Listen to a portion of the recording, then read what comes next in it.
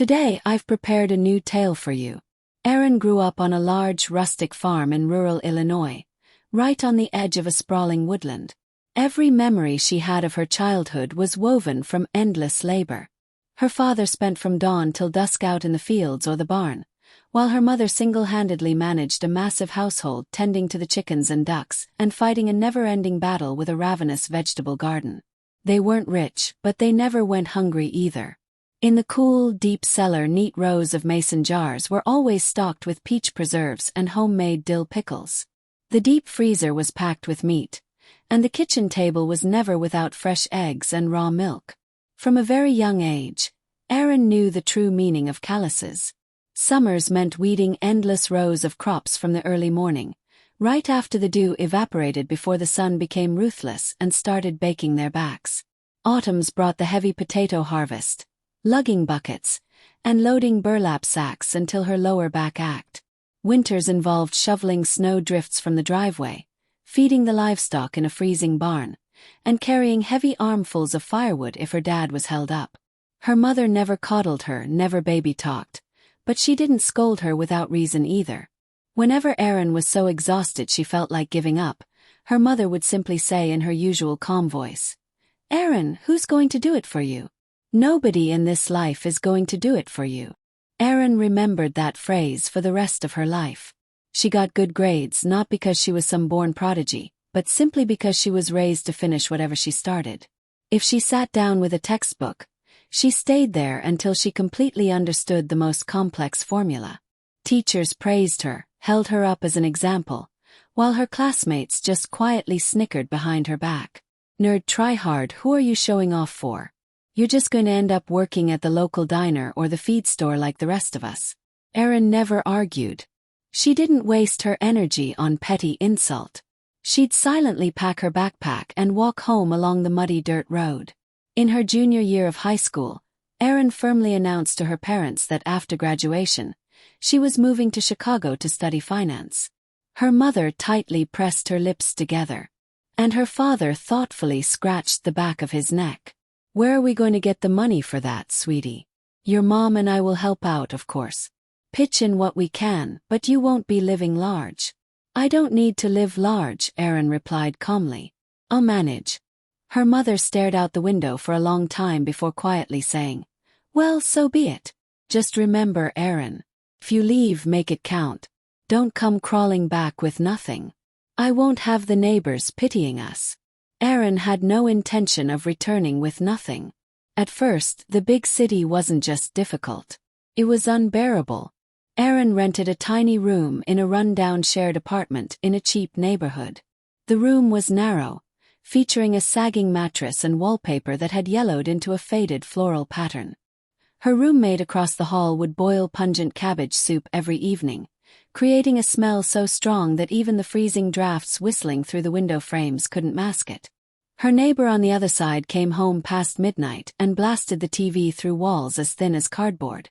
Erin woke up at 6 a.m., took the L train with a transfer to get to her classes, and after lectures, she rushed to her part-time job doing data entry for a small wholesale distribution company.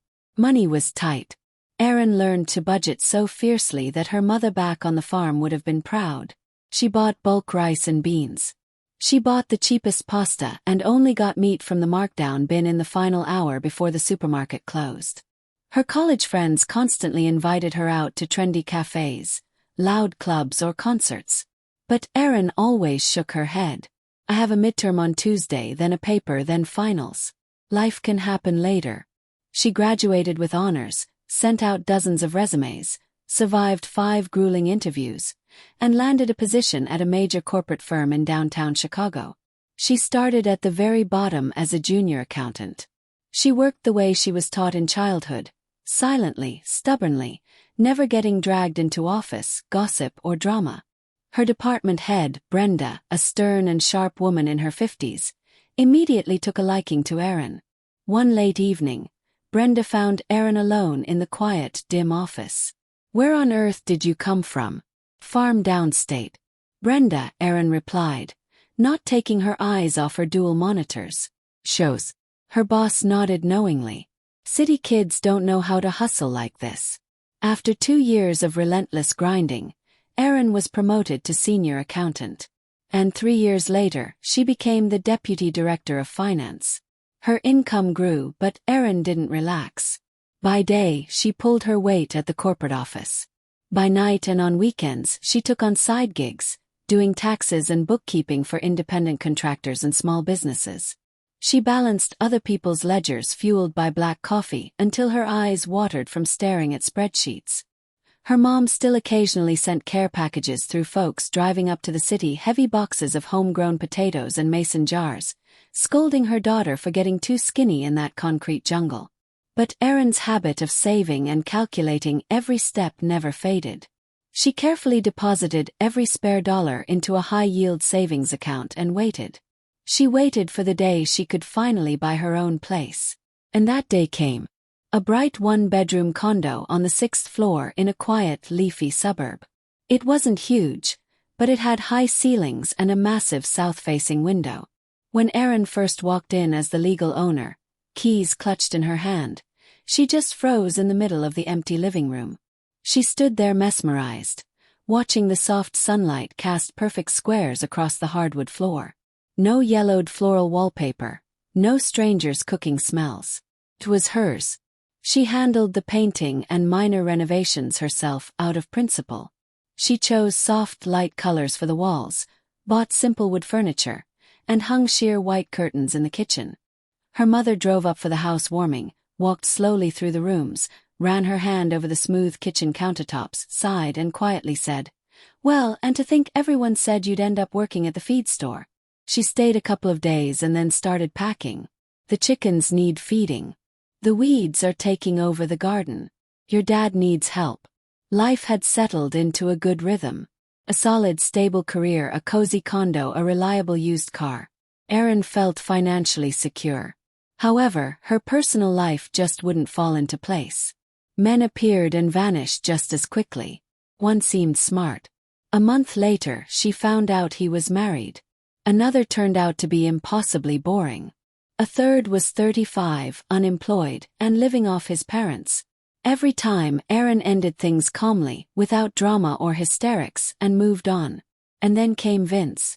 They met at a mutual friend's birthday dinner. Vince walked up, made a joke, and flashed a smile so disarming that Erin couldn't help but smile back. He was easy to talk to, knew how to make her laugh, knew when to stay quiet, and was an incredibly attentive listener. On their second date, he brought her a book, not a cliché bouquet of flowers, not a box of chocolates, but a specific mystery novel Erin had briefly mentioned in passing. She was stunned. "You're surprisingly observant," she said. "It's not hard," Vince replied softly. "When you're genuinely interested in someone, you want to remember every word they say." Erin wasn't the type to fall head over heels at first sight. She took her time, watched him, listened to him, vetted him. Vince didn't rush her. He often came over in the evenings bringing grocery bags, and happily cooked dinner himself in her small kitchen, wearing her apron. "You seriously cook this well?" Erin asked, amazed, after tasting his mushroom truffle pasta. "What's the big deal?" Vince shrugged. "My mom taught me when I was a kid. It was just the two of us. My dad wasn't in the picture. She worked long hours and was always exhausted, so I had to step up to the stove pretty early." He spoke of his mother warmly, but without excessive sentimentality. She was a retired high school English teacher. Strict, highly educated, living alone in her 2-bedroom townhouse, attending the symphony, and reading thick novels. "Does she nag you a lot?" Erin asked with a smile. "No, never. She never yells. She just goes silent and gives you this look that makes you want the earth to swallow you whole. Believe me, that's way worse." When it came to his career, Vince was always a bit vague. Consulting different tech startups, shifting from one project to another. At first, Erin didn't pry. She had enough corporate stress of her own, and Vince never asked for money. He paid for their dinners. His gifts were modest but tasteful, a normal guy with a normal income. Or so it seemed. Erin was 28 when Vince proposed. For the first time in her life, there was someone beside her whom she didn't just want to date, but wanted to build a life with. No lies, no secret wives, no relying on mommy's credit card. He was normal, mature, and caring. Erin said yes. They decided to keep the wedding small. A courthouse ceremony followed by a nice dinner at a cozy downtown restaurant with about a dozen of their closest friends and family. Eleanor, Vince's mother, came, offered brief and restrained congratulations, and spent the evening being perfectly polite, but keeping her distance as if fulfilling a mandatory social obligation. Erin chalked it up to her personality. Vince moved into her one-bedroom condo. He fit right in, hung a shelf in the hallway, and fixed a leaky bathroom faucet. He even suggested replacing the kitchen curtains. For the first year, everything was wonderful. Vince would come home, talk about his startups, and make weekend plans. They went hiking, drove out to the lake, and visited friends. It was the normal, peaceful family life Erin had dreamed of. A year passed, then a second. Erin didn't notice exactly when things started to shift. Vince began coming home later. Not drastically, an hour or an hour and a half. His excuses were reasonable. A meeting ran long. Traffic on the Kennedy Expressway. Dropping in on a business partner. Erin didn't interrogate him. She often stayed late at the office herself. But in the evenings, Vince increasingly sat in silence, glued to his phone, and their dinner conversations grew shorter. What bothered Erin the most was that he started placing his phone face down on the table. One day, when she unexpectedly walked into the kitchen, Vince frantically slammed his laptop shut, even though a second prior he had been smiling at the screen. "Relax, sir, it's just the group chat with the developers. Clients are being neurotic." He brushed it off gently and she believed him. They didn't fight. The silence between them just grew more tense. "Vince, are we okay?" Erin asked one evening. "Of course, babe. I'm just really burned out. A lot of projects piling up." Erin decided the problem was her desk job, eating on the run, liters of coffee. Over 2 years of marriage, she had gained a few pounds and stopped taking as much care of her appearance. Before, she hadn't had the time. Now she lacked the desire. Why bother if her husband was just staring at his screen anyway? But one morning she looked at her reflection in the bathroom mirror and got mad. Mad at herself.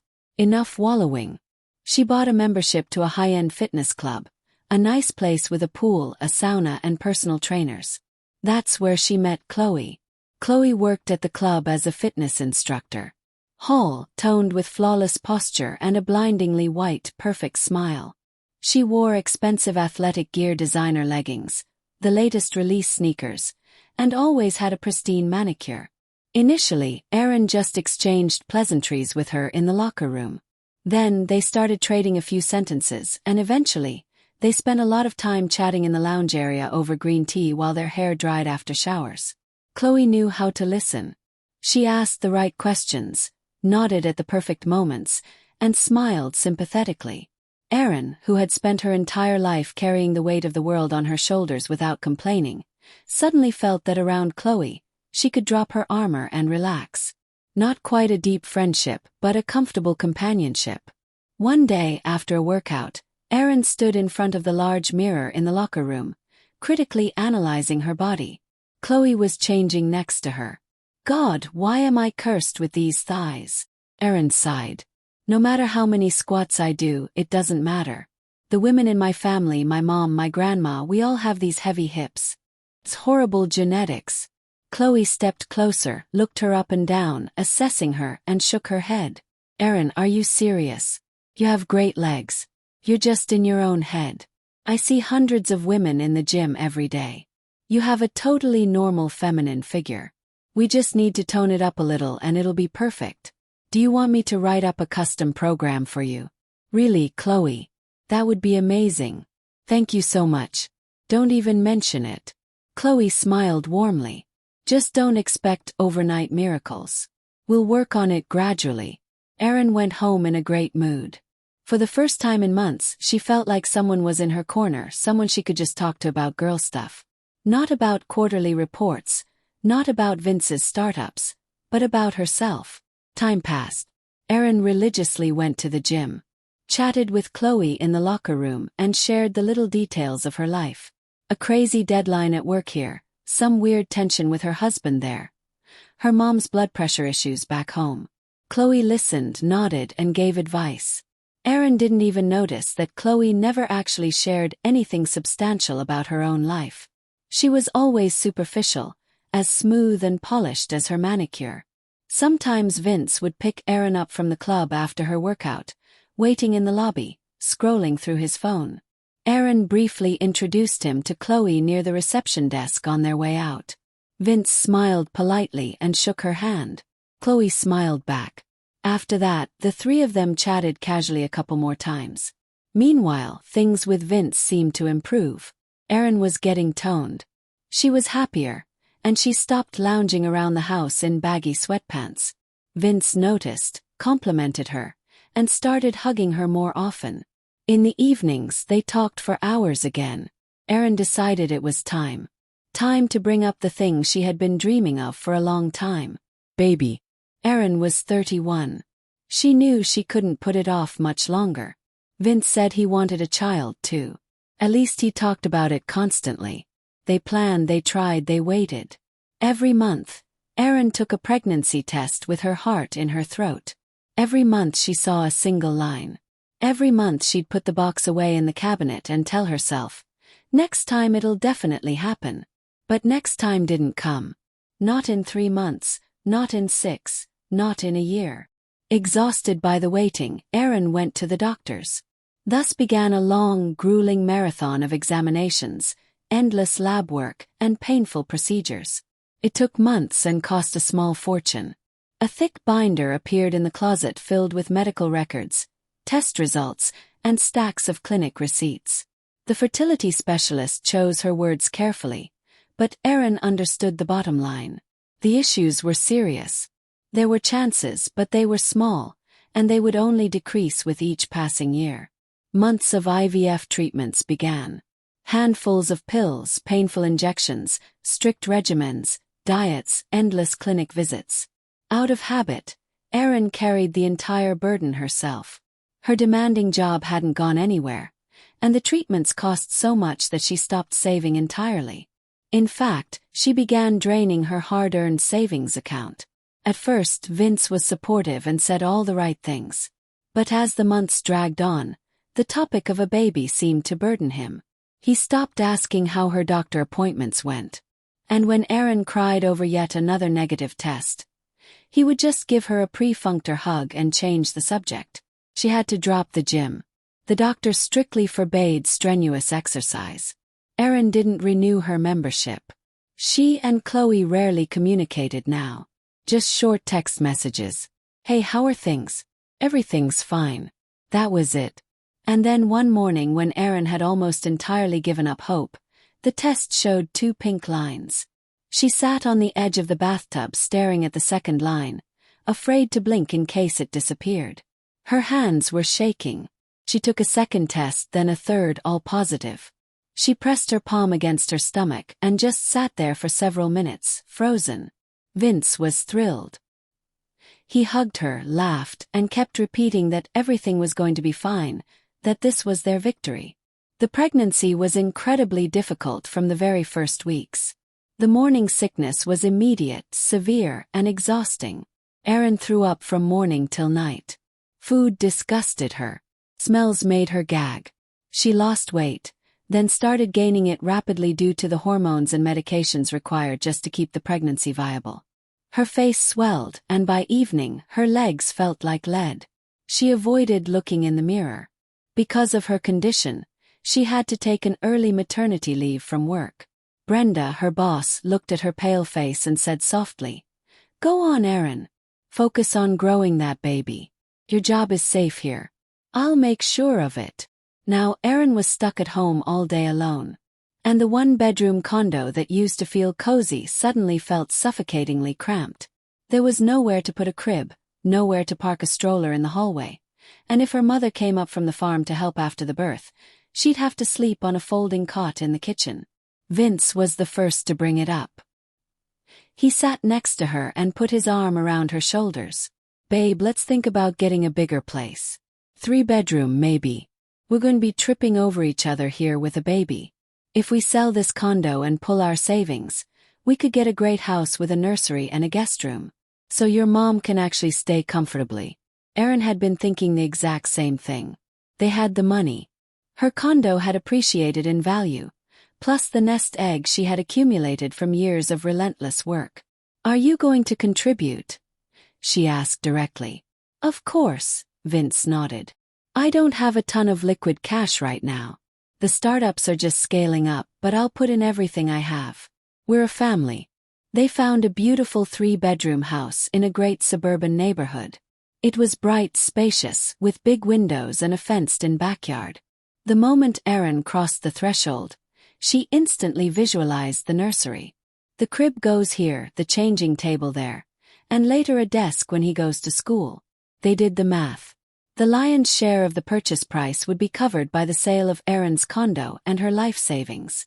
Vince's financial contribution was pathetic in comparison, but Erin didn't make an issue of it. The priority was family, the baby, the future. And then, literally the day before they were supposed to close on the new house, Vince came home looking frantic. He sat down next to Erin, took her hand, and spoke in a serious, shaking voice. I need to tell you something. I should have told you earlier, but I didn't want to stress you out, especially not right now. Erin went on high alert. Remember that business venture I told you about that went under? Well, there are some serious debts left over. The IRS and creditors have a lien in my name. My personal accounts are frozen. If we put this new house in my name or even your name since we're legally married, the creditors will see the asset transfer and put a lien on the house immediately. We'll lose everything. Everything you've worked for, they'll just take it. Erin's breath caught in her throat. She pulled her hand away.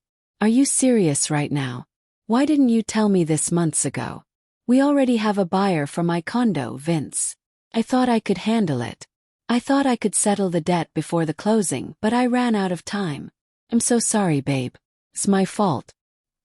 He looked at her, panicked and helpless, like a child who had broken something expensive and come to confess. Erin wanted to scream, but she stopped herself.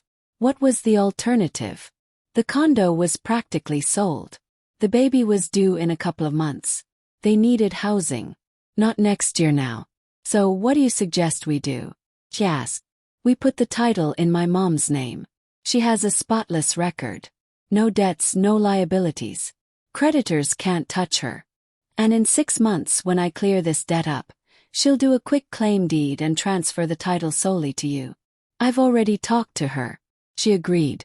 She understands everything. She just wants to help us. Erin sat in silence. Something inside her scratched painfully. A house bought with her money from the sale of her property using her life savings was going to be deed to her mother-in-law. A woman who had always been ice cold to her. It's just a formality. It's temporary. Just for 6 months while I clear my name. My mom won't screw us over. Erin looked down at her swollen belly. He felt sick. Nausea rolled through her. Her legs ached. Her head throbbed. She just wanted this to be over. She wanted to move in, decorate the nursery, and not think about IRS liens or creditors ever again. Fine, she said quietly. We'll do it. I promise you he's going to be perfectly fine. The transactions moved quickly. Erin's condo was sold, her savings account was drained, the 3-bedroom house was bought, and the deed was put in Eleanor's name. Her mother-in-law came to the real estate attorney's office, slowly read every single line of the closing documents, and neatly signed everything. At Vince's specific request, she also signed a comprehensive power of attorney over the property to Vince so he could handle any future paperwork, HOA issues, or title transfers without bothering his mom. Vince took all the documents home, neatly organized them in a plastic binder, and placed them on the top shelf of the closet in the master bedroom. They moved in. Erin walked through the spacious rooms unpacking the master, the nursery, the living room, the large kitchen with a bay window. She hung up sheer white curtains just like in her old apartment. She stood by the window and looked out at the fenced-in yard with a big oak tree. She would play out there with her baby. A week later, the crib was delivered. Erin assembled it herself, following the manual, laid down the soft mattress, and hung a little musical mobile with blue and white elephants over it. Just a little longer now. The days dragged by slowly. Every day felt identical to the last. Erin woke up, took her pills, and forced herself to eat breakfast. She had no appetite, but she had to. Then she wandered around the house, dusting already clean shelves, rearranging the baby clothes in the dresser. Onesies, little hats, tiny socks. She organized them into neat stacks and counted them even though she already knew the inventory by heart. Vince left early and came home late. He cited projects, pitch meetings, investors. Erin didn't interrogate him. She was used to her husband having his own business rhythm. In the evenings, he came home exhausted, ate dinner, briefly asked how she was feeling, kissed her forehead and went to shower. Then he sat on his phone until Erin fell asleep. Sometimes she wanted to talk. Just talk, not about the mortgage, not about utilities, but about anything, about how she was terrified of giving birth, about how her body felt alien and clumsy, about how lonely she was in these big empty rooms all day. But Vince looked so drained that Erin stopped herself every time. Don't burden him. He's already working himself to the bone for this family. That morning, Vince was getting ready to go somewhere early. He ironed a dress shirt, sprayed on cologne, and kept checking his phone. Erin was lying on the living room sofa, a pillow wedged under her aching lower back. "Where are you headed?" she asked. "Out to the suburbs. Business meeting for one of the startups. Might be able to close a deal and pay off a chunk of that debt." Vince strapped on his watch and grabbed his car keys from the counter. "I might be late. It's a long drive, babe." Erin nodded. "Drive safe." Vince leaned down, kissed the top of her head, and walked out. A minute later, the front door clicked shut, and the car engine started in the driveway. Erin closed her eyes. About 40 minutes later, her phone rang. It was Vince. Erin answered. "Hey, sunshine. I'm driving out past the city limits, heading into a dead zone right now. I'm going to lose you." Vince's voice sounded rushed, affectionate, normal.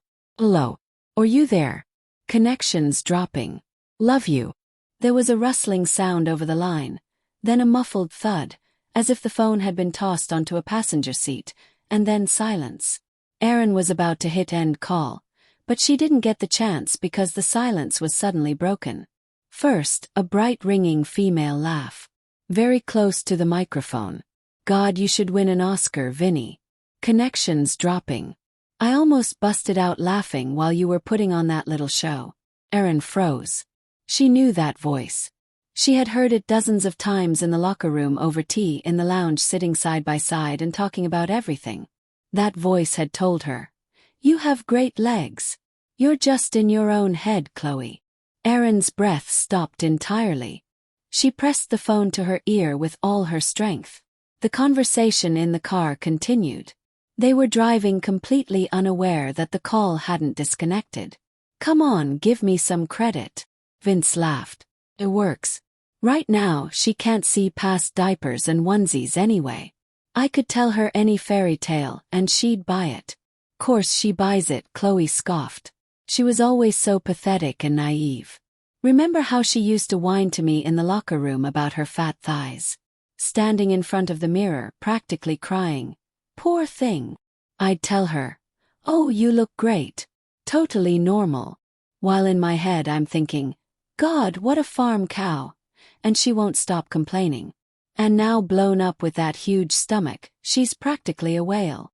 Chloe didn't finish the thought, but her tone implied something utterly vile. Erin sat gripping the phone. She was hearing her own insecurities, the vulnerabilities she had trusted Chloe with in a moment of female solidarity, being weaponized and laughed at by her own husband. Thighs, she had said that word herself, staring in the mirror, thinking she had a friend beside her. But it was an enemy who remembered every word and was now cackling about it. "Anyway, enough about her." Chloe's voice shifted, becoming hard and businesslike. "Let's get to the point. Next week we go to the attorney. You use the power of attorney from your mommy to claim the house over to me. Then you file for divorce exactly like we planned." "I'm sick of waiting, Vince." "Hey babe, it's not that simple," Vince started. "What's not simple?" Chloe's voice turned icy. Do you have the POA? Then what's the problem? You transfer the deed to me and we finally start living our lives. Or do you actually enjoy playing the doting husband for that clucking mother hen? Vince, I'm not waiting forever. Either you do what you promised or I walk and you can stay with her, your fake debts, and that stupid crib in the nursery. Choose a short pause. Then Vince's voice, quiet and defeated. Fine. Next week I'll make the appointment with the real estate attorney. See, that's what you should have said in the first place. Chloe laughed again. Don't stress, baby. Soon we'll be living like actual humans in a gorgeous house without dealing with dirty diapers and screaming brats. The line clicked. Then the rapid beeping of a disconnected call. Either the signal finally actually dropped or Vince noticed the active call screen and hung up. Erin sat on the sofa unmoving. The phone rested on her lap. The screen went black. The house was dead quiet, save for the ticking of the clock in the kitchen and the distant sound of a neighbor mowing their lawn. She tried to stand up, but her legs wouldn't obey. Her stomach clamped down hard and dark spots swam across her vision. Erin wrapped both arms around her belly and bent over, waiting it out. Not now. I can't lose the baby. Whatever happens, the baby comes first. For several minutes, she just focused on breathing. Slowly, exactly how they taught her in the birthing classes. In through the nose, out through the mouth. The dark spots faded. The cramping in her stomach released. Erin uncurled her fingers and looked at her hands. The crescent-shaped indentations from her fingernails were stamped white into her red palms. She stood up, walked to the kitchen, poured water from the pitcher, chugged the whole glass and poured another. Her hands had almost stopped shaking. She stood by the window and looked out at the yard. The oak tree, the green grass. This was where she was supposed to walk with the stroller. This was where she was supposed to be happy. Erin placed the glass on the windowsill and started to think. All right. Vince and Chloe were together. This wasn't a recent fling. It was a long con plan with a very specific goal to steal the house. Her house bought with her money for which she had sacrificed everything she had saved for years. The condo she had first walked into with the keys in her pocket. Standing on the hardwood floors looking at the sunlight, that condo was gone. That money was now locked in these walls, which legally belonged to her mother-in-law. And Vince had the power of attorney, Chloe. Erin remembered introducing them at the reception desk. On the run, just in passing, Vince smiled. Chloe smiled. A fleeting introduction Erin thought meant nothing. But clearly it had meant everything to them. That's where the startups and pitch meetings came from. That's why Vince started coming home late. That's why the conversations got shorter and the kisses became mechanical. Not work, Chloe. And all this time, while Erin was going to specialists, taking hormone shots, sobbing over negative tests, celebrating 2 pink lines, suffering through brutal morning sickness, selling her condo and signing away her assets. They had been together, laughing at her, calling her a mother hen, waiting for the moment they could legally steal everything she had built over her entire life. Crying was useless. Screaming was pointless. Erin had known this since childhood. Since the days she dragged buckets of potatoes through the muddy fields. Nobody is going to do it for you, so you have to do it yourself. Vince came home late that night. The next morning, Erin woke up before him. She lay in the dark, listening to him breathe next to her, steady and calm, like a man with a clear conscience. That breathing used to make her feel warm and safe. Now it made her nauseous, and it had nothing to do with morning sickness. Eventually, Vince got up, showered, drank coffee, and gave her the customary peck on the head. I'm heading out. Going to be late tonight, probably. All right, Erin replied. Good luck. He didn't notice a thing. He didn't notice that she didn't turn to face him, that her voice lacked warmth, or that she didn't ask what time he'd be home. The door shut. Erin waited 10 minutes to ensure he wouldn't run back in for forgotten keys or a wallet. Then she got up, washed her face, got dressed, grabbed her purse and took her car keys. Erin knew exactly where Chloe worked. She had gone to that gym herself. She knew what time the evening classes ended, and she knew exactly how long it usually took for the trainers to walk out to the parking lot. She drove to the club an hour before the evening rush ended and parked across the street, slightly hidden from the main entrance. She reclined her seat so it wouldn't press on her stomach and waited. She found an old granola bar in the glove compartment, chewed on it, and washed it down with bottled water. Her stomach cramped occasionally, but it was tolerable. Aaron put a hand on her belly and whispered, "Hold on, little guy. We're going to get through this." She waited for almost 2 hours. It was fully dark now. The yellow street lights flickered on. Only a few cars remained in the gym's parking lot. Aaron was starting to think it wasn't going to happen today, that Vince wouldn't show, that maybe they had another spot. But then a familiar SUV turned into the lot. Vince parked, stepped out, looked around, walked toward the staff exit, and leaned against the brick wall, staring at his phone. A few minutes later the door opened, and Chloe walked out wearing a light trench coat, a gym bag slung over her shoulder, her hair still damp from the shower. Vince looked up and smiled. Chloe walked right up to him. He wrapped his arms around her waist and pulled her flush against him. She laughed, tossing her head back, and kissed him deeply. Erin sat in her car across the street, holding up her phone. Her hands shook slightly. She snapped several high-quality photos, them hugging the kiss. Vince opening the passenger door for her. Then they drove off. Erin sat looking at the empty parking lot for another minute. Then she dropped her phone into her purse and started the ignition. She got home long before Vince. She undressed and got into bed. When he finally came in around midnight, Erin lay with her eyes closed, breathing evenly. Vince stood in the doorway of the bedroom for a moment before quietly retreating to the bathroom. Erin listened to the water running through the pipes and planned her next day. In the morning, after Vince left, Erin dialed Eleanor's number. Her mother-in-law answered almost immediately. "Eleanor, it's Erin. I need to speak with you in person. It's incredibly important." A pause on the other end. Then that even calm voice. "Erin, did something happen?" "Yes, I'll come over today if that's all right." "Come over, of course." Eleanor lived in a 2-bedroom townhouse in a historic brick-lined neighborhood.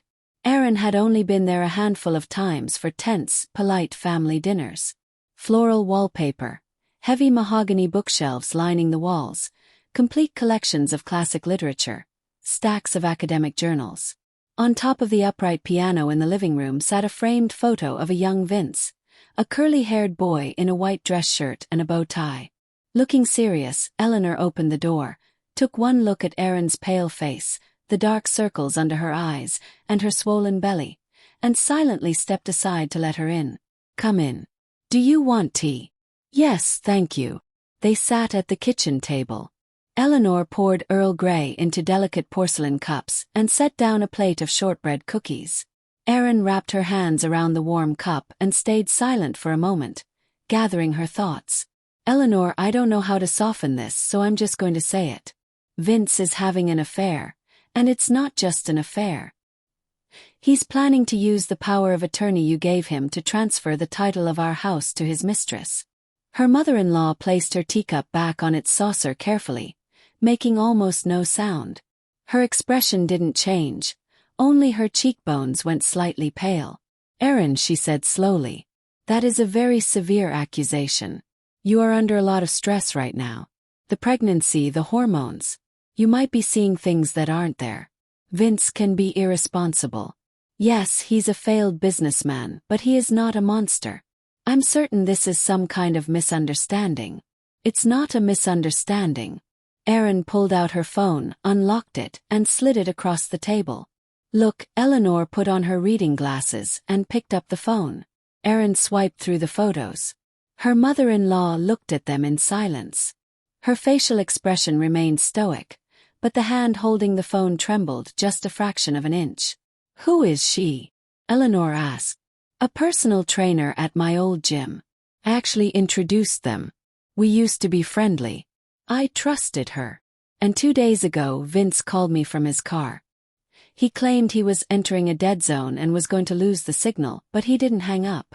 I heard their whole conversation. They were talking about how next week Vince is going to use your POA to quit-claim the deed to her." Eleanor slowly removed her glasses and placed them on the table. She stared out the window at the branches of an elm tree for a long time. Aaron waited. The townhouse was silent, save for the ticking of a grandfather clock in the hallway. Finally, Eleanor turned back to her. And Aaron saw something in her eyes she hadn't expected. Not anger, not outrage, not shock, recognition. It was the look of a woman staring at a ghost she hadn't seen in decades. His father, Eleanor said quietly, "I spent my whole life dreading this." She fell silent again. When she finally spoke, it was slow, as if carefully choosing words for a story she hadn't told in many years. Vince's father, Greg. He was an incredibly handsome man. Tall, broad-shouldered, with a smile so charming that women would lose their minds over him. I lost mine. I was 35. I had given up hope of ever meeting someone. And then there he was, younger than me, fun, easygoing. He read poetry to me. Real beautiful poetry. Thought, this is it. Finally, Eleanor took a sip of tea. She held the cup steadily, but Aaron could tell it took immense effort. We got married quickly, too quickly in hindsight. Then Vince was born. I was so happy. And Greg, he stayed fun and easygoing. Only now that easygoing nature started costing me dearly. He'd come home late. He smelled like cheap perfume. Strange phone calls in the middle of the night that would immediately hang up if I answered. I turned a blind eye. I convinced myself I was imagining things, that I was just a paranoid, jealous fool. And what happened? Aaron asked softly. Then I came home early from work one day. I walked into the house, into our bedroom, and he was there. He wasn't alone. Eleanor said this in a perfectly level voice, but Aaron noticed how tightly her fingers gripped the porcelain cup. I threw him out that exact same day with a single suitcase. He didn't even put up much of a fight. He just packed and left. Later I found out there were several other women just like me. He bounced from one woman to the next, living off their bank accounts until he got bored or got caught. Professional. She searched for the right word, parasite. Does Vince know about this? No. Greg vanished when Vince was 18 months old. Never called, never wrote a letter, never sent a single dime in child support. I raised my son alone. That piano over there. She nodded toward the living room. I saved for 5 years to buy that just so my boy could have a normal childhood and a cultured upbringing. You think Vince knows? I don't think I know. Eleanor looked Aaron dead in the eyes for the first time. I saw this in him a long time ago. The exact same mannerisms. That same charming ease that masks a hollow core. The same talent for making people love him. And the same talent for exploiting that love. I hoped I was wrong. I prayed my parenting would override his genetics. Didn't. Aaron sat in stunned silence. She realized the woman sitting across from her wasn't just her mother-in-law. The polite, detached woman who showed up to holidays out of obligation. This was a woman who had survived the exact same betrayal. For 30 years, I thought I had raised an honest man. Eleanor's voice grew harsh. Instead, I raised a carbon copy of his father. Another parasite living off a woman who loves him. I will not allow this. Eleanor stood up, walked to the window, and stood there for several seconds.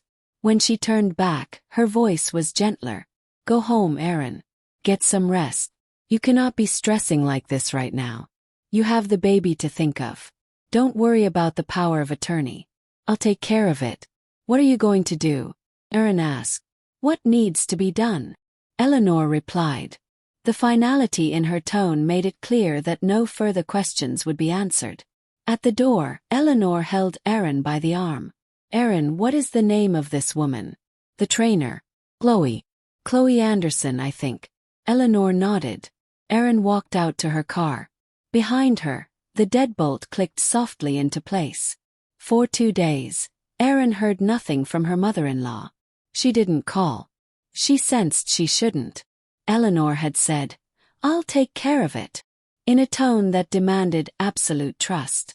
Aaron just had to wait and pretend nothing was wrong. Vince came home, ate dinner, kissed her, and buried his face in his phone. Aaron smiled, asked about his startups, reheated his food, and played the exact role he had cast her in. The naive pregnant farm girl. Meanwhile, Eleanor dug her ancient navy blue tracksuit out of the back of her closet. It had been sitting there for 15 years, ever since a neighbor had dragged her to a mall walking group. The suit was faded with white stripes down the sides. She found a pair of heavy, worn-out New Balance sneakers in the garage. Nothing like the sleek athletic wear of today. Eleanor looked at herself in the hallway mirror, adjusted her silver hair and smirked. "All right, going to war. Let's go to war." She called the upscale fitness club, booked a single introductory session with a trainer named Chloe, and arrived precisely on time. Chloe met her at the entrance to the gym floor.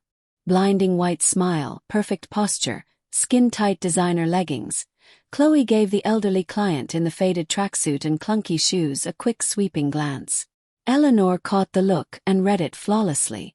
Over 30 years of teaching high schoolers taught you how to read people in a fraction of a second. Chloe. She was just a bored, wealthy retiree with too much free time. "Welcome." Chloe smiled even wider. "Your first time with us. Don't worry, we'll start very easy. What's your name, Ellie?" Eleanor replied, deciding a nickname was safer. "It's so great to meet you, Ellie. I'm Chloe, your trainer for today. Let's get started." The workout began with a warm-up. Chloe demonstrated the movements effortlessly, like she was dancing. Eleanor copied her slowly, carefully, acting as though every movement required monumental effort. Honestly, it wasn't far from the truth. Her joints popped, muscles unaccustomed to the gym protested, and her knees ached. "Now a forward stretch. Reach your hands down to the floor," Chloe instructed. Eleanor bent over. Her fingers stopped somewhere around her kneecaps. "That's okay. That's perfect for your first day," Chloe said cheerfully. "Let's move down to the mat. We'll get on our hands and knees for cat-cow. Round your back. Exactly. Pull up toward the ceiling. Now arch your back and look up." Eleanor, a retired AP English teacher, a woman who had spent 3 decades analyzing The Great Gatsby and reciting Walt Whitman from memory, was on her hands and knees on a rubber mat, huffing and puffing, rounding, and arching her back while trying not to lose her balance or pass out. She briefly imagined what her former students would say if they could see her now. "Wonderful, Ellie. You're doing great." Chloe clapped her hands. "Now let's make it a little harder. Bird dog. Extend your right arm and your left leg at the same time."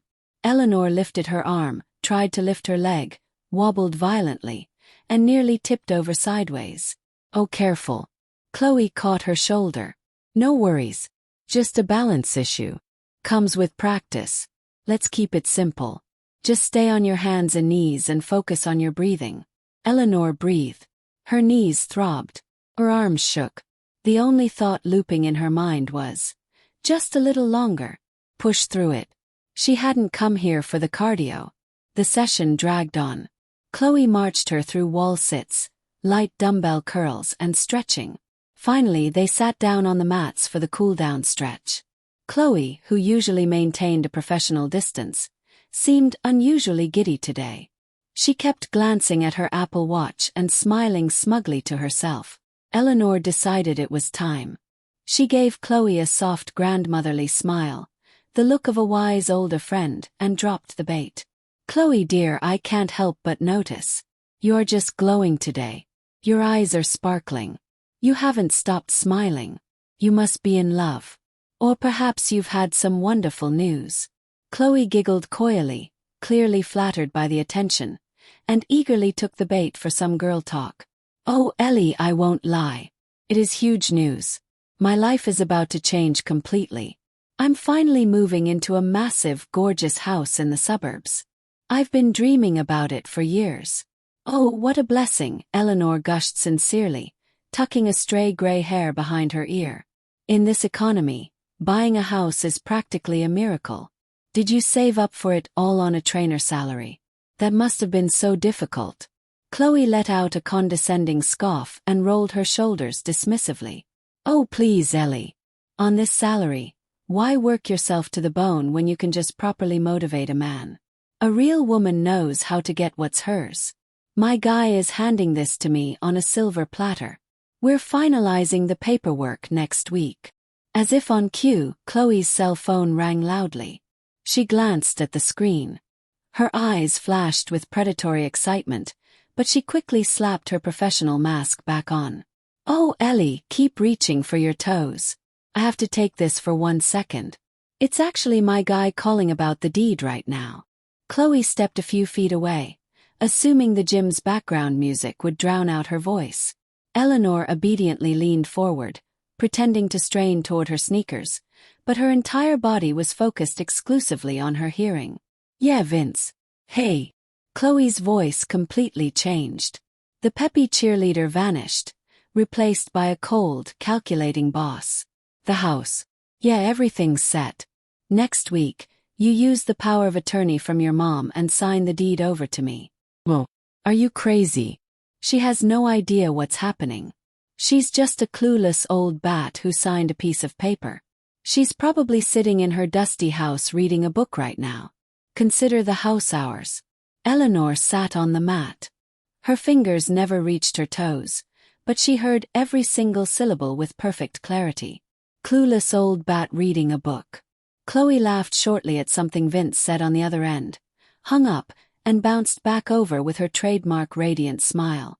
Sorry about that business stuff. How's the stretch going?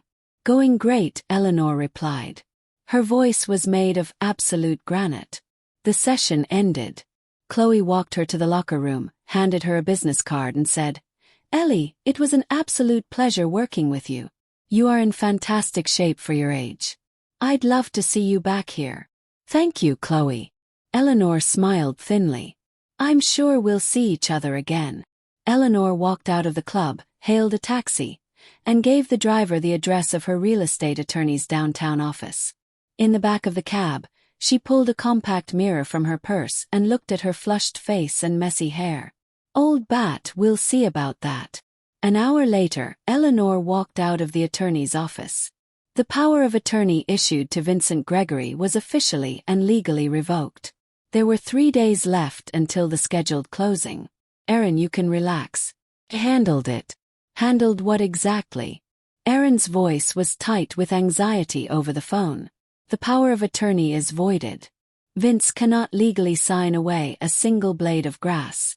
Aaron was silent for a few seconds. Eleanor, thank you. I don't even know how to. We will talk later. Her mother-in-law interrupted gently. Rest. Take care of that baby. 3 days later. Aaron knew Vince was heading to the title office today. He was practically humming in the shower. Incredibly upbeat, carefully picking out his best suit jacket. Aaron watched him and said nothing. I've got some major meetings today, he said from the hallway. I'll be back by dinner. Okay, Aaron replied. Good luck. Vince and Chloe sat in the lobby of the real estate attorney's office. Chloe wore a chic, expensive blazer, her makeup flawless, her legs crossed, a smug, victorious smile playing on her lips. Vince looked sharp and confident. He placed the plastic binder of documents on the attorney's mahogany desk. Hello, we need to process a quick claim deed on a property, Vince said smoothly. Here is the power of attorney from the current title holder, my mother. And here is the identification for the grantee. He gestured to Chloe. The attorney, a balding man in wire-rimmed glasses, took the folder, opened the state registry database on his dual monitors, typed in the POA filing number, and stared at the screen for a long moment. He took his glasses off, cleaned them with a microfiber cloth, put them back on and looked at the screen again. Just one moment, he murmured. He clicked the mouse a few times, then turned to Vince. I'm sorry, sir, but I cannot process this transfer. The document is invalid. This power of attorney was legally revoked by the principal 3 days ago. Vince went dead pale. The charm slid right off his face. What? Revoked? That's impossible. You must be looking at the wrong file. I assure you I am not. Here is the registry timestamp. Revoke. Signature. Phil. You're welcome to contact the principal to clarify. Vince's hands shook as he yanked his phone from his pocket and dialed his mother's number. Chloe leaned forward, Her eyes locked onto his hands like a hawk. It rang 3 times. Then the line clicked open. Eh. Vince stammered, pressing the phone hard against his ear. Listen, I'm at the attorney's office right now, and they're telling me you revoked the POA. What's going on?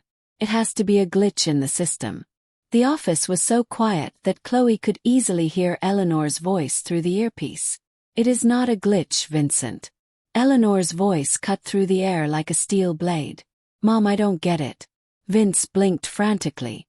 What do you mean? We had an agreement. An agreement to do what? The bitter mockery in his mother's tone was unmistakable. To steal Aaron's house and hand it over to your fitness instructor. The same woman who thinks I'm just a clueless old bat sitting at home reading books.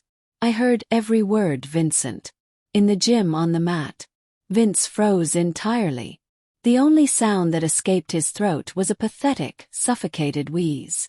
Mom, you were there. I was. His mother snapped. You are a thief and a traitor. You will never get near Aaron again. I am going to make sure of it, and you are no longer welcome in my life. Go live like your father. Goodbye. The line went dead. Vince sat there staring at the black screen of his phone. Chloe had heard everything. Everything. Her voice vibrated with dangerous fury. The deal is dead. Chloe, wait. I can drive over there right now. Can fix this. You don't get it, do you? Chloe's voice cracked into a shrill shriek. It's over. What happened next took less than 5 seconds. Chloe shot up out of her chair. The heavy leather office chair slammed backward into the drywall. She slammed both of her hands down on the attorney's desk so violently that the poor man flinched. Then she snatched an expensive fountain pen off his desk and snapped it in half with a loud crack. Plastic shrapnel and black ink sprayed across Vince's shirt and face. You! She leaned in, breathing heavily, venom dripping from every word. You're just a broke, pathetic mama's boy. She whipped around, slung her designer bag over her shoulder, and stormed out, slamming the heavy oak door behind her so hard the glass rattled. Her heels clicked rapidly down the hallway and faded away. Vince sat entirely paralyzed. A red scratch was swelling on his forehead where a piece of the pen had hit him. The attorney silently handed him a box of Kleenex. The divorce was finalized quickly. Vince tried to fight it, tried calling, texting, showing up at the house. Aaron had already changed the locks, installed a security system, and blocked his number. All communication went through her lawyers. Vince was left completely alone with his frozen bank accounts, his IRS liens, and a cheap studio apartment he could barely afford. Chloe naturally evaporated from his life the exact second she realized she wasn't getting a free house. She vanished as effortlessly as Vince's father, Greg, had decades ago. Aaron gave birth to a baby boy in early December. He was healthy, strong, and had a pair of lungs on him. She lay in the hospital bed, exhausted but glowing, holding him while the nurse filled out the birth certificate. Do you have a name picked out? The nurse asked. Matthew, Aaron replied. She had decided long ago to name him after her grandfather back on the farm. Her parents drove up from Illinois. Her mother hauled in a massive duffel bag, peach preserves, homemade dill pickles, venison stew, and tiny knitted socks and hats she had made by the fire. Her father brought a handmade wooden rocking horse he had carved, sanded, and painted himself in his workshop. He's a little young for a rocking horse, Dad. Aaron's mom scolded lightly. That's all right, her dad replied, patting the wooden mane. He'll grow into it. They stayed for a week. Her mother did the laundry, cooked massive pots of chicken soup, and kept the house running. Her father fixed a squeaky hinge on the nursery door, replaced the bathroom light fixtures, and realigned the kitchen drawers. When it was time to leave, they did so reluctantly. Stay a little longer, Aaron pleaded. We can't, sweetie. Her mom shook her head. The livestock need tending and there's a blizzard coming in. We have to salt the driveway, but you call us if you need anything and bring little Maddie down to the farm this summer. Fresh country air will do him better than this city smog. The title to the house was legally transferred into Aaron's name. Ella Lehner had personally hired a lawyer to expedite the process. When they walked out of the attorney's office that day, Erin wanted to say something, something massive, something profound that had been building inside her for months. But her throat closed up and she just silently pulled her mother-in-law into a tight embrace. Eleanor, the same woman who had sat at Erin's wedding, maintaining a polite, icy distance, hugged her back fiercely and warmly. Time passed. Eleanor started coming over to the house more and more frequently. At first it was to help with the newborn. Then she came just because she wanted to. She doted on her grandson with such profound genuine joy that Erin could finally breathe. Eleanor would sit in the nursery reading Dr. Seuss, Shel Silverstein, and classic fairy tales out loud. Matthew would immediately quiet down, mesmerized by her soothing, steady voice.